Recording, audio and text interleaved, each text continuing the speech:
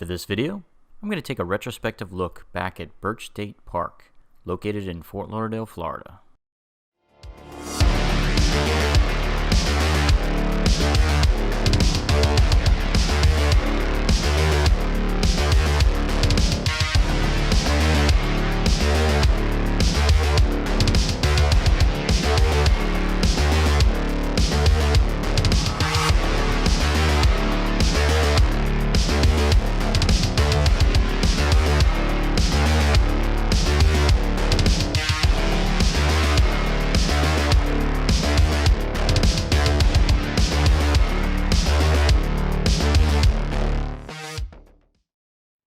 So today I'm exploring Fort Lauderdale, Florida.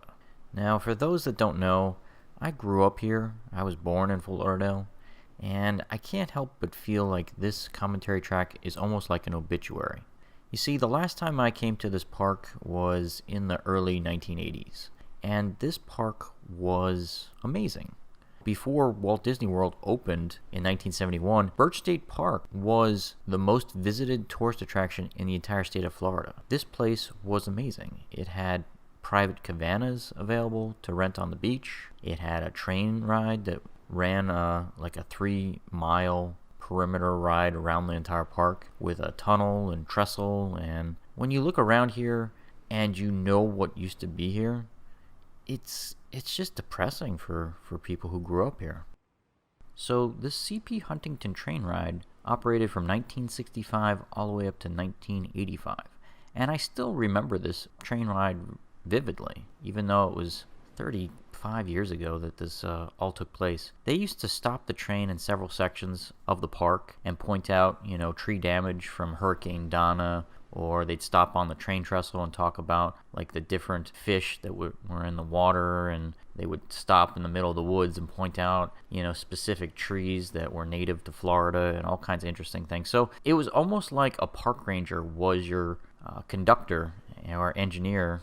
It was a 3-mile journey, and it usually took about 45 minutes because they packed so much information into the narration on the ride. It really was an amazing thing to experience, and probably the nicest thing that I've ever seen inside of Florida State Park. And of course, it doesn't exist anymore because most of these tourist attractions that are at state parks, they don't last very long, at least in my experience, because if you see Silver Springs in Ocala, that's also a mess and just a shell of what it used to be as well.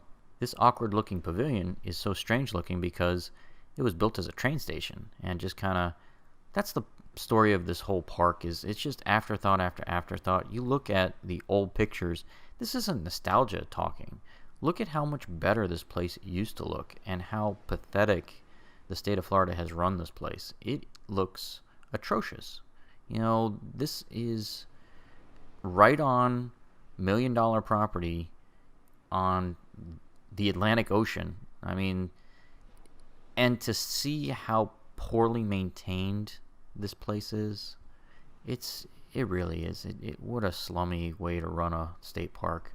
Just wanted to congratulate the state of Florida for bringing the ghetto to beachfront property. How cheap can you be?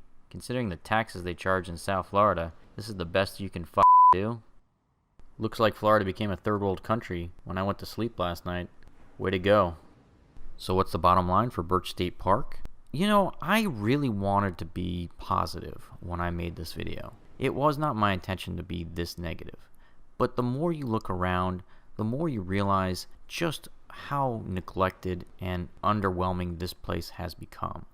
You're basically, if you haven't been to the park since the 1980s like me, you realize that you're walking around on top of the corpse of Birch State Park. This place had so many amenities that are gone now. They still have the tunnel underneath A1A to take you to the beach, so that's still a highlight. But it's covered in graffiti. This place just is seedy now, and there's no way around it. The state of Florida doesn't care. They've taken a crap on the memory of what this park was, and there's just no way I can recommend this dump. That's the bottom line.